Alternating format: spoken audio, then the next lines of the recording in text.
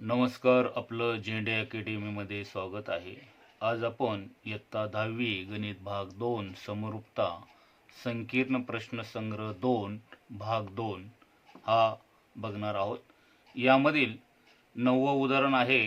त्रिकोण P Q R मध्ये रेख पी एम ही मध्यगा आहे. कोन पी एम क्यू व कोन पी एम आर चे दुभाजक बाजू पी क्यू व बाजू पी आर ला अनुक्रमे एक्स आणि वाय बिंदूत छेदतात. तर सिद्ध करा एक्स वाय समांतर क्यू आर. आता ही जी सिद्धता आहे ती आपल्याला रिकाम्या चौकटी पद्धतीने भरायची आहे. सिद्धतेतील रिकाम्या जागा भरून सिद्धता पूर्ण करा. त्यासाठी इथे एक आकृती दिलेली आहे. आता ह्या आकृतीवरून आपल्याला ह्या रिकाम्या जागा भरायच्या आहेत. त्यासाठी आता आपल्याला ह्या आकृतीचे विभाजन करायचे आहेत. तर ही सिद्धता तुम्हाला ह्या 3 पॉइंटनी लक्षात ठेवायची आहे. आता आपण ह्या रिकाम्या जागा भरण्यासाठी पहिल्यांदा इथे हा जो त्रिकोण आहे पी एम क्यू, तर त्रिकोण पी एम क्यू मध्ये किरण एम एक्स हा कोन पी एम क्यू चा दुभाजक आहे. आता हा जर दुभाजक असेल तर आपल्याला या कोन दुभाजकाच्या प्रमेयानुसार त्रिकोण पी एम क्यू मध्ये एक्स एम हा जो आहे कोन दुभाजक आहे. तर यामध्ये कोन दुभाजकाचं प्रमेय वापरायचे. तर आपण ह्या पद्धतीने वापरूया. तर पी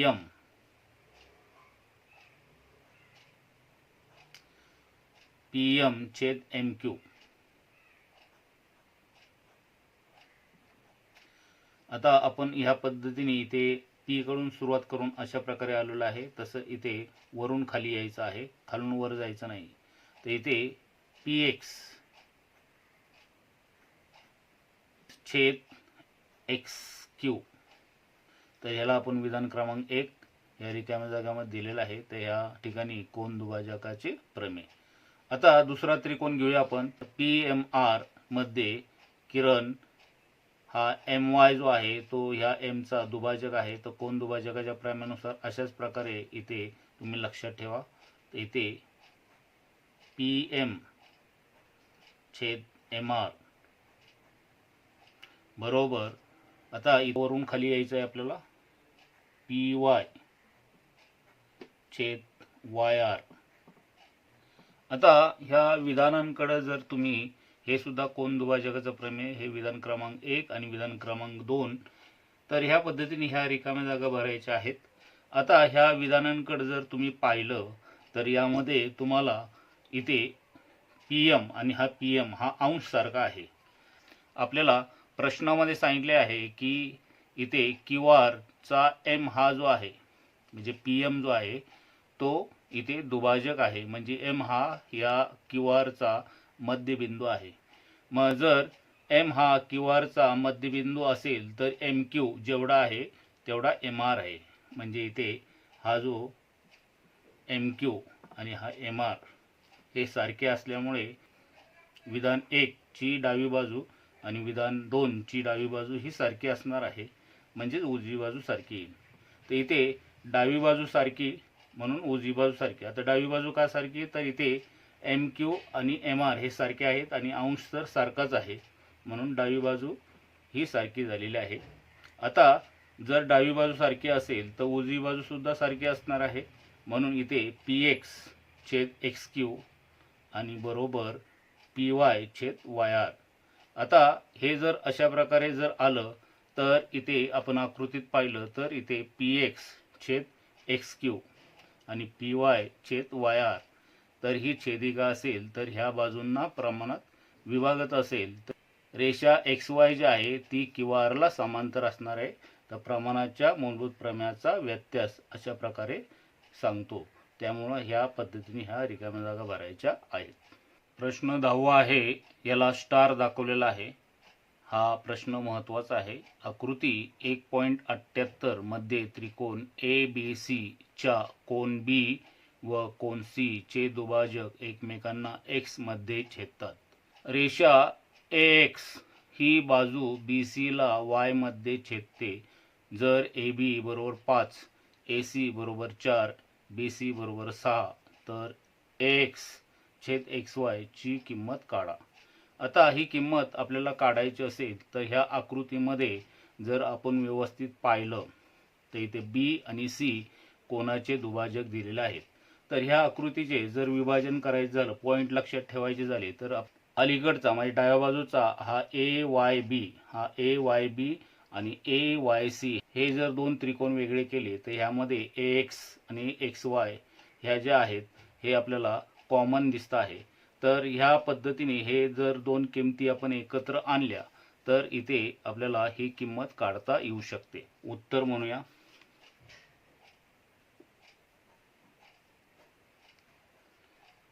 तर इथे त्रिकोण ए वाय बी मध्ये किरण बी एक्स हा कोन दुभाजक आहे. आता हे आपल्याला दिलं आहे, म्हणजे पक्ष लिहिलं तरी चालेल किंवा दिले आहे. मग इथे कोन दुभाजकाचं प्रमेय जर वापरायचं असेल तर आपण इथे ए एक्स छेद एक्स वाय बरोबर ए बी छेद बी वाय. आता इथे म्हणूया कोन दुभाजक प्रमेय. आता यामध्ये जर किमती टाकायच्या झाल्या तर इथे काय काय आपण किमती टाकू शकतो. तर ए एक्स नाही आपल्याकडे काढायचं आहे, एक्स वाय ए बी आहे, तर ए बी इथे आपण 5 दिलेला आहे प्रश्नामध्ये. त्यानंतर बी वाय आणि वाय सी नाही आहे, तर इथे आपण एक करू शकतो की बी वाय इथे आपण एम मानूया.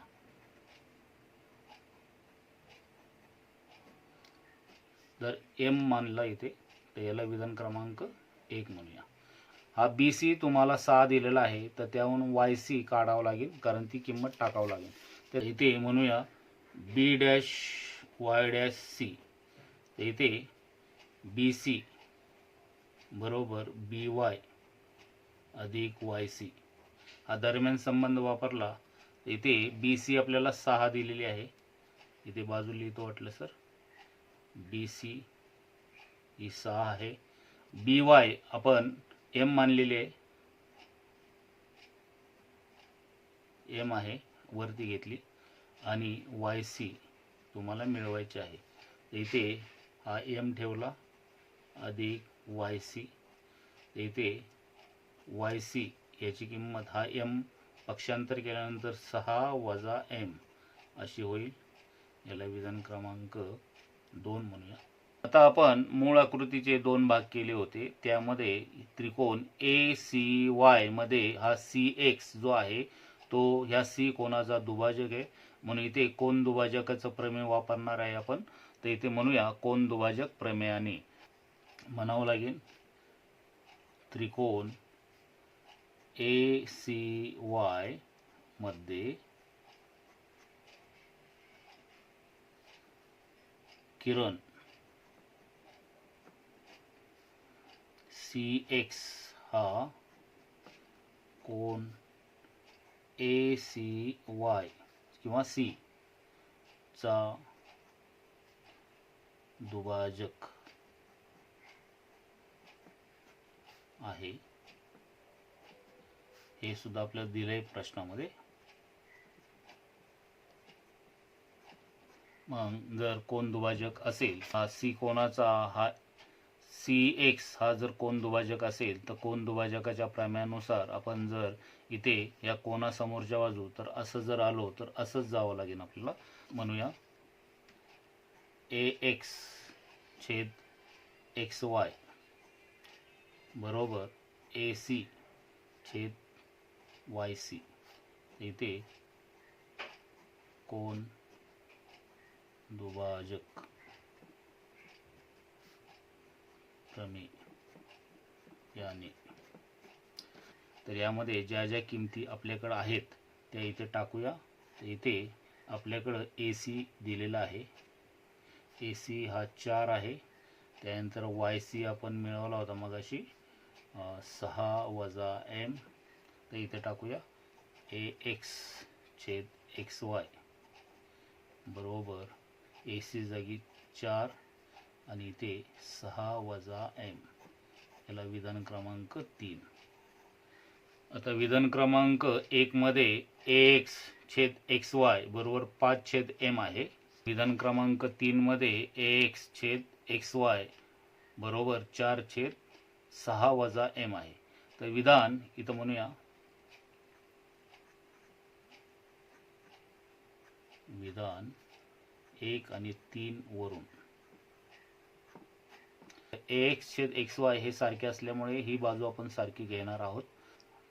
5 छेद m ही घेतली आणि विधान 3 ची उजवी बाजू 4 छेद 6 वजा m घेतली, कारण ही बाजू AX छेद XY चीच किंमत आहे. ही m ने 4 ला गुणलं तर इथे 4m, इकडे 5 ने ह्या कंसाला गुणलं जाईल तर 5 कंसात 6 वजा m, तर इथे 4m. 5 ने आतमध्ये गुणा, 5 ने 6 ला गुणलं तर 5 संग 30 वजा 5m, तर इथे 4m. 5m वजा आहे, इकडे आल्यानंतर अधिक होतील 4m. 5m वजा आहे, इकडे आल्यानंतर अधिक होईल 5m बरोबर 30. तर इथे 4m आणि 5m असे 9m होतील बरोबर 30. मग m ची किंमत काढायची असेल तर 30 छेद 9. तर ही जी किंमत आलेली आहे ती आपण या विधान क्रमांक 1 मध्ये ठेवूया. तर ही किंमत समीकरण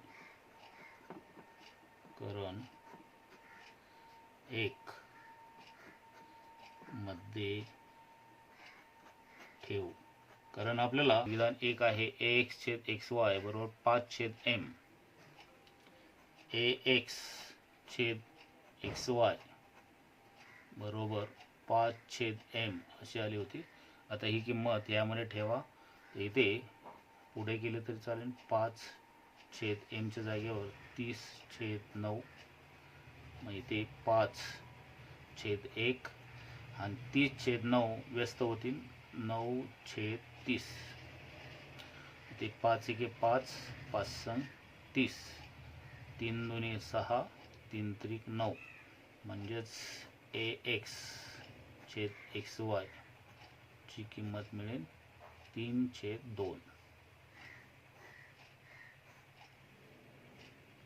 प्रश्न 11 आहे. चौकोन ABCD मध्ये रेख AD समांतर रेख BC, कर्ण AC आणि कर्ण BD परस्परांना बिंदू P मध्ये छेदतात, तर दाखवा की AP छेद PD बरोबर PC छेद BP. प्रश्नामध्ये पक्ष आणि साध्य नसेल तर तरच्या अगोदरचा जेवढा भाग आहे तो पक्ष म्हणून इथे खाली लिहिला आणि तर नंतरचा जो भाग आहे तो साध्य म्हणून लिहावा. आता इथे मी डायरेक्ट सिद्धता लिहित आहे.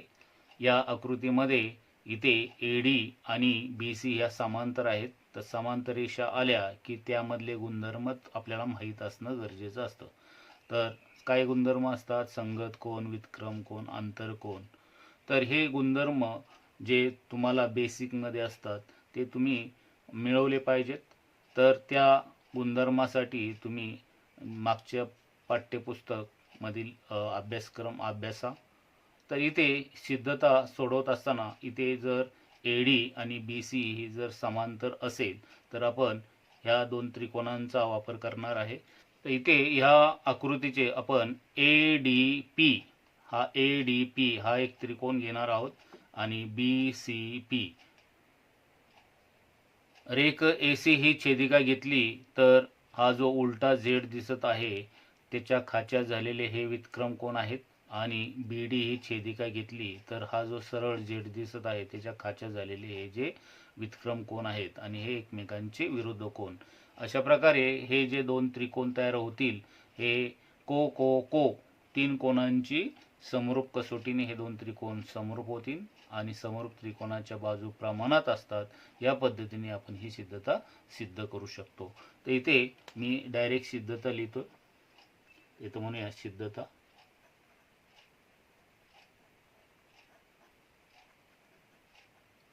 तर सुरुवातीला चौकोन ABCD मध्ये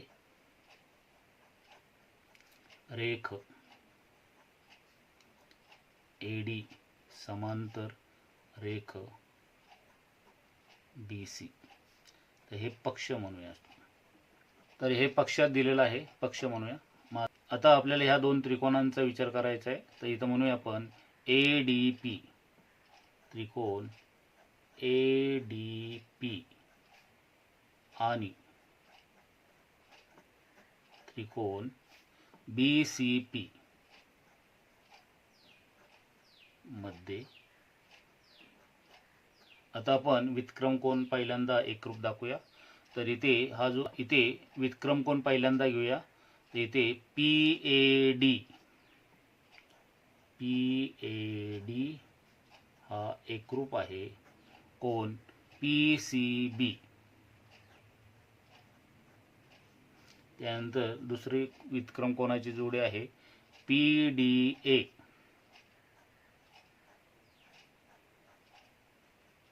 हा एकरूप आहे. तर हा जो कोन आहे PDA ला PBC.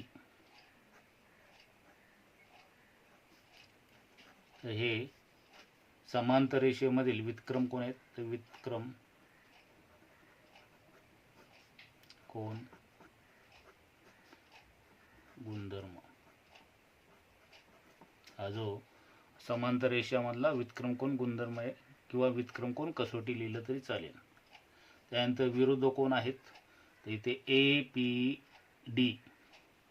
APD हा एकरूप आहे कोन CPB. तर हे विरुद्ध कोन आहेत.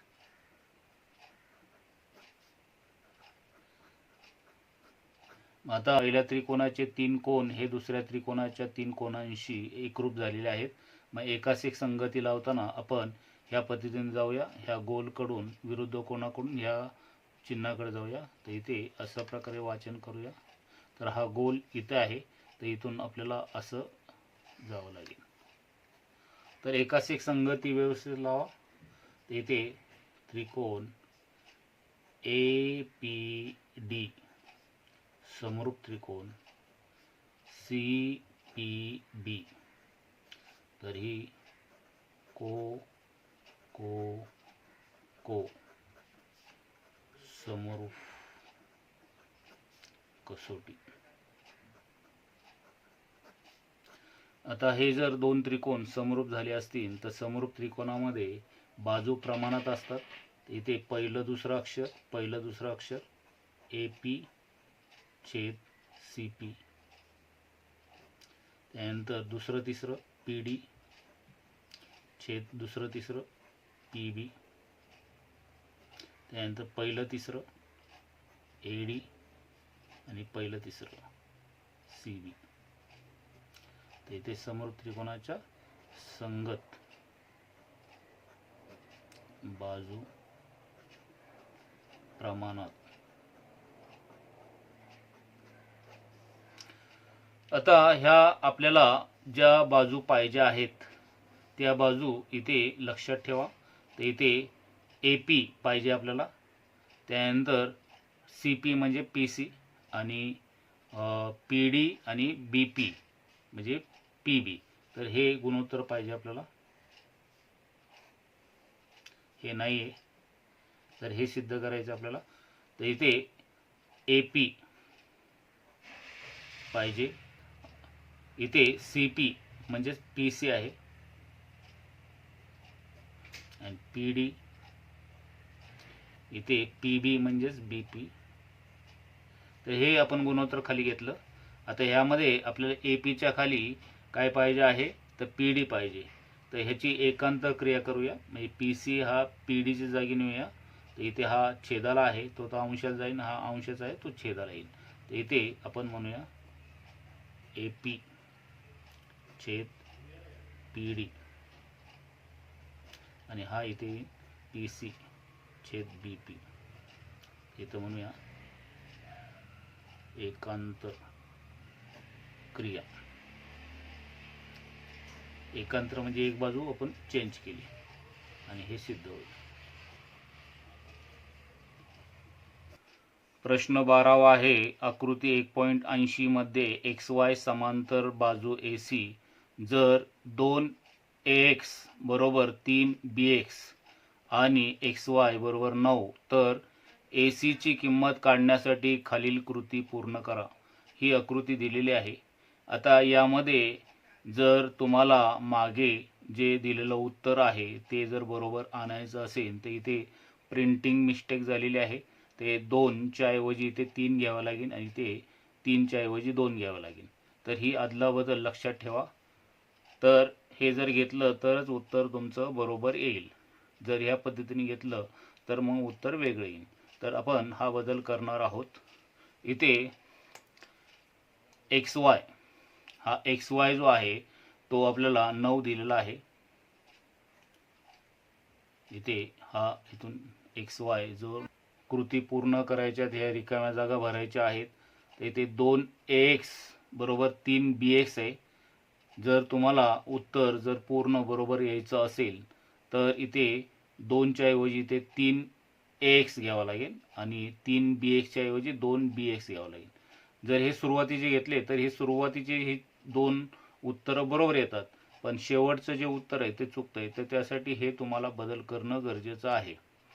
आता हा बदल करून आपण AX छेद BX ह्याची किंमत जर काढायची असेल म्हणजे हे न घेता हे जर किंमत घेतली आपण तर हा बदल करा.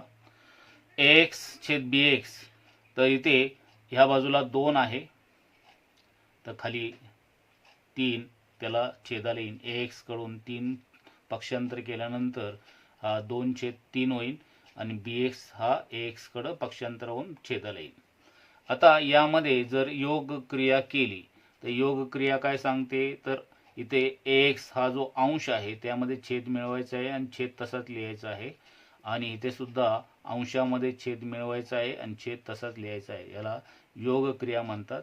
तरी योग क्रिया AX अधिक BX छेद BX तर इथे 2 अधिक 3 आणि छेदाला 3 तसेच.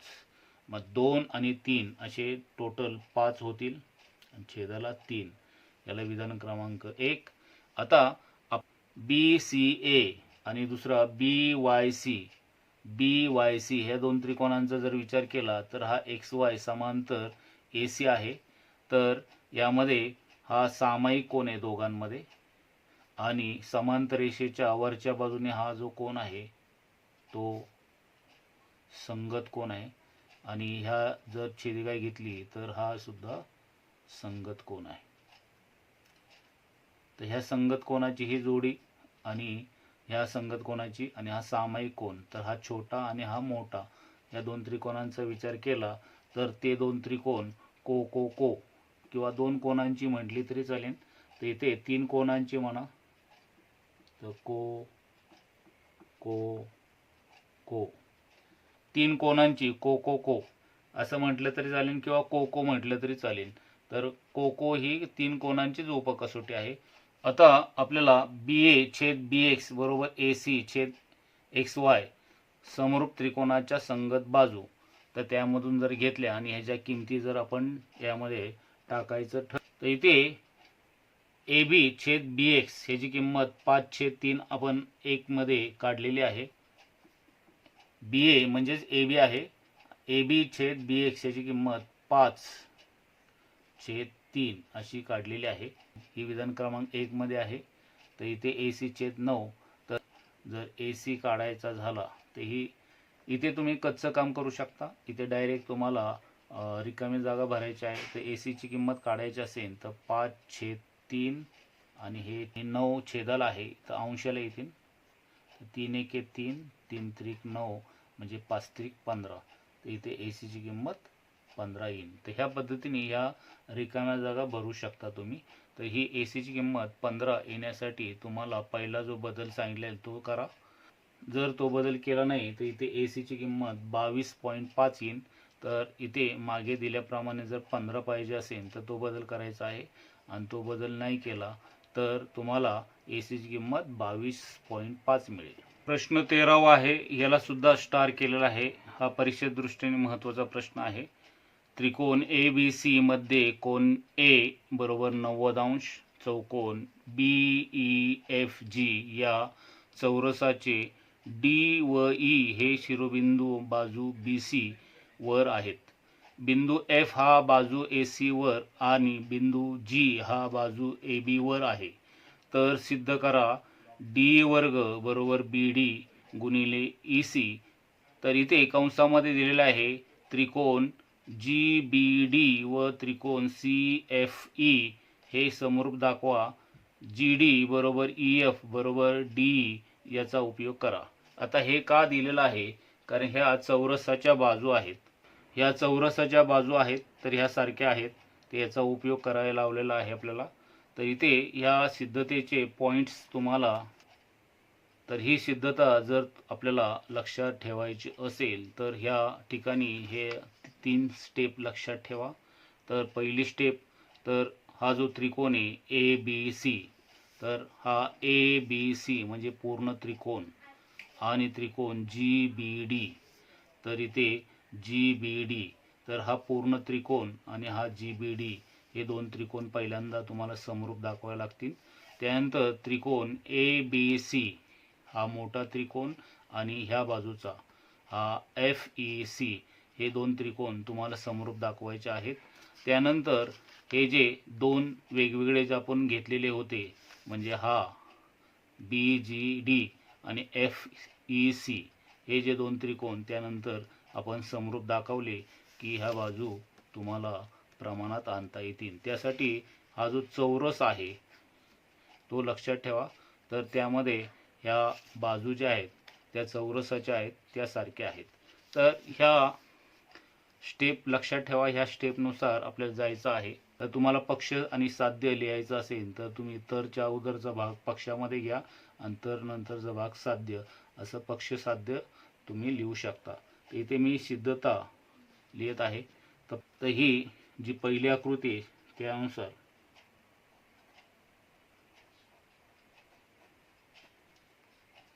इथे सुरुवातीला आपल्याला जे दिलेलं आहे ते म्हणूया आपण. त्रिकोण ABC मध्ये कोन A हा 90 अंशाचा आहे. त्यानंतर हे पक्षात दिलेले आपल्याला, आणि चौकोन DEFG हा चौरस आहे.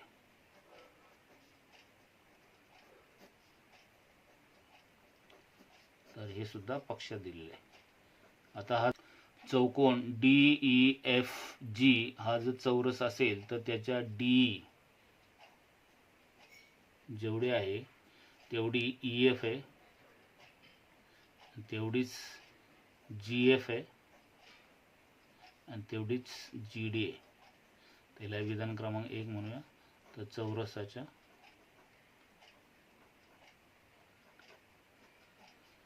बाजू एकरूप किंवा समान. तर हा गुणधर्म आपण विधान क्रमांक 1 मध्ये घेऊया. पहिल्या आकृतीत जायचं आहे. तर पहिल्या आकृतीमध्ये आपण त्रिकोण ABC आणि त्रिकोण GDB किंवा BDG म्हणले तरी चालेल, BDG मध्ये. तर ह्या तर हे 90 अंशाचे कोण आहेत. इथे चौरसाचे प्रत्येक कोण 90 अंशाचे असतात, त्यामुळे इथे 90 अंशाचे होतील. तर याचा हा 90 अंशाचा आणि मूळ त्रिकोणाचा 90 अंशाचा हे कोण, आणि दोघांमध्ये B कोण सामायिक आहे. तसंच इथे होईल. तर सेम इथे दोघांमध्ये स्टेप सारख्याच आहेत. आता इथे कोण 90 अंशाचे BAC एकरूप कोन BDG, तर इथे प्रत्येकी 90 अंश. त्यानंतर कोन हा जो बी आहे दोघांमध्ये, तर इथे ABC हा एकरूप आहे कोन GBD, याला सामायिक कोन म्हणा.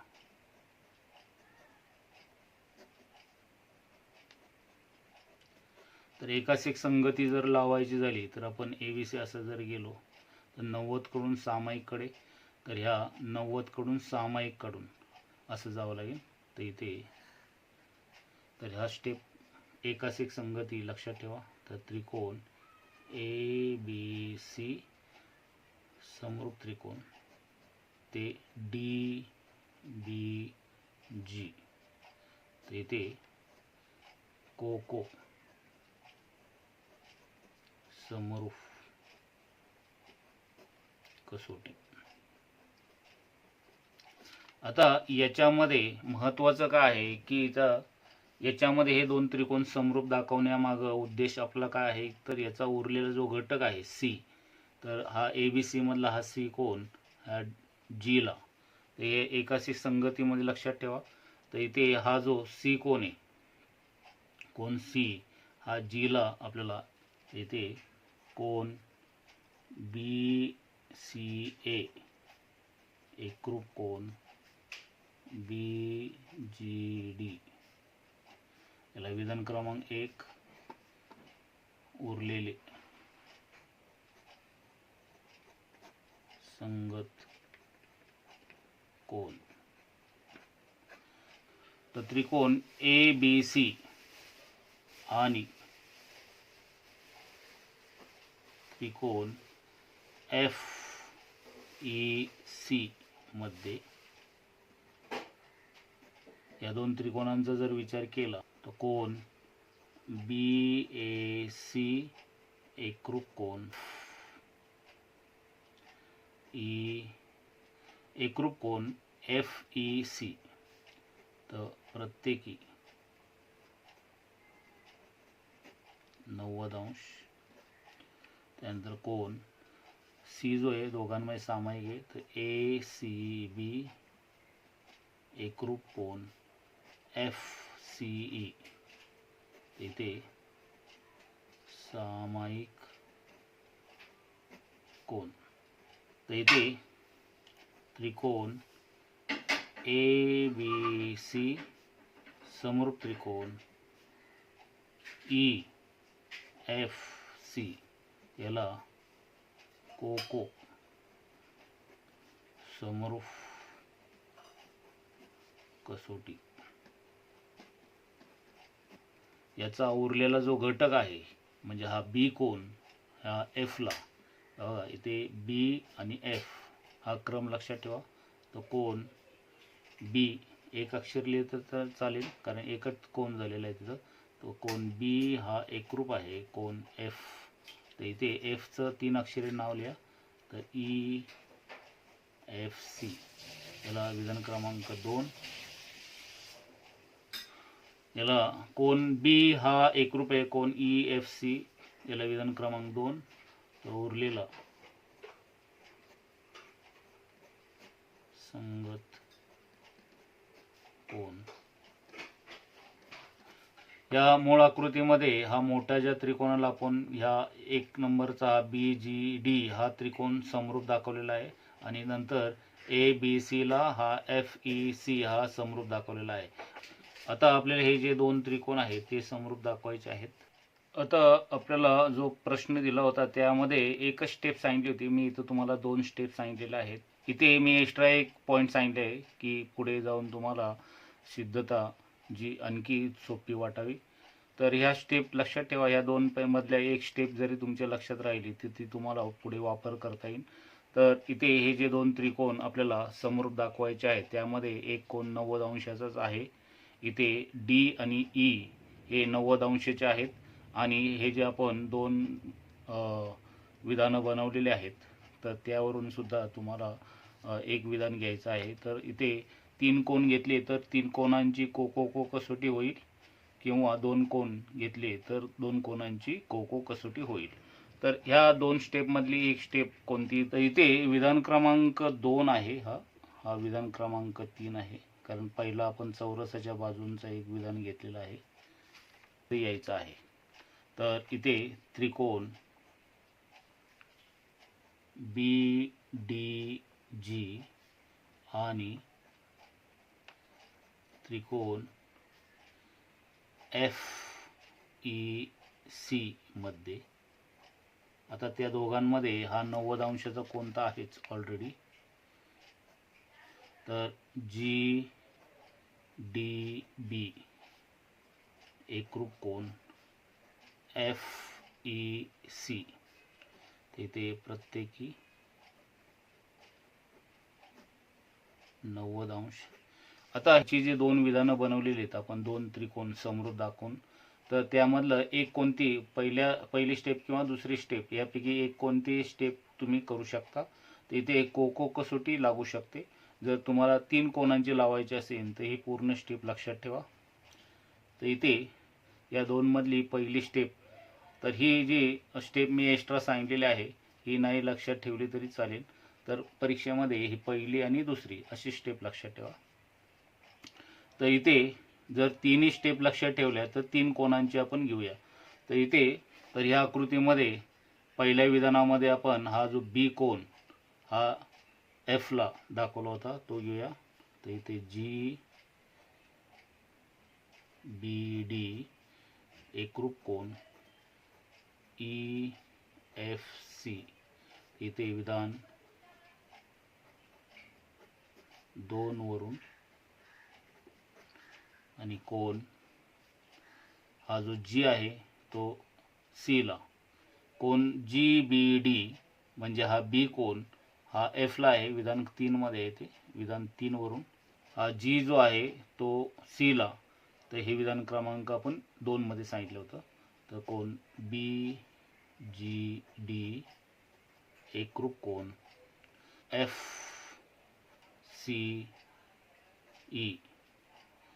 FCE ते विधान 2 वरून. तर हे जे विधान 3 आणि 2 यामधले दोन्ही जे दाखवले त्यातले एक घेतला तरी चालतो आपण. तर एक जे आहे एक्स्ट्रा स्टेप सांगितलेले आहे. जर तुमच्या दोन्ही स्टेप लक्षात राहिल्या तर दोन्ही स्टेपनी को कसोटी होते. जर एक स्टेप यामधली लक्षात राहिली तर को 2 कोनांची होईल. तर इथे एक्स्ट्रा स्टेप सांगितलेले आहे कारण ही सिद्धता तुमची व्यवस्थित लक्षात राहण्यासाठी. इथे ह्या चिन्हांच्या आधारे तुम्ही एकास एक संगती लावा. इथे बी कडून 90, ह्या गोल कडून 90 कडून ह्या चिन्हाकडे जाऊया. ह्या गोल म्हणजे इथे F कडून 90 कडून असं जावं लागेल. तर इथे एकास एक संगती जी आहे ती तुमची अशी होईल की त्रिकोण BDG समरूप त्रिकोण FEC. तर इथं 3 कोन दाखवलेले आहे. 2 कोन दाखवले असते तरी चालले असते. तिथं को समरूप कसोटी. वरचे ज्या 2 त्रिकोण समरूप दाखवलेले आहेत आपण, तर दुसरं आणि तिसरं विधान बनवले तर त्यापैकी एक कोणते बनवलं असेल तर इथं को झाली असती, तरी इथे 2 त्रिकोण समरूप झाले असते. आता जर हे 2 त्रिकोण समरूप असतील तर ह्याच्या बाजू प्रमाणात असणार. इथे BD पहिलं दुसरं, तर EF FE किंवा EF, त्यानंतर DG किंवा DG दुसरं तिसरं, इथलं दुसरं तिसरं EC किंवा CE, त्यानंतर पहिलं तिसरं BG आणि पहिलं तिसरं FC किंवा CF.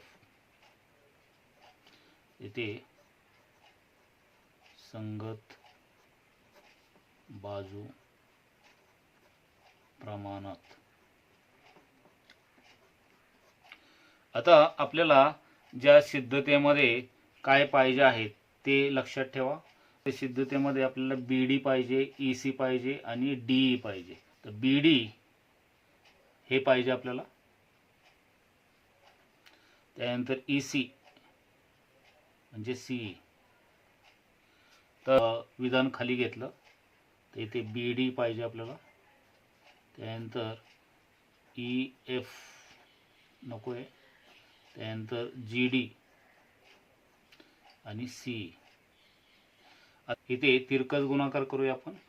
इथे GD गुणिले EF बरोबर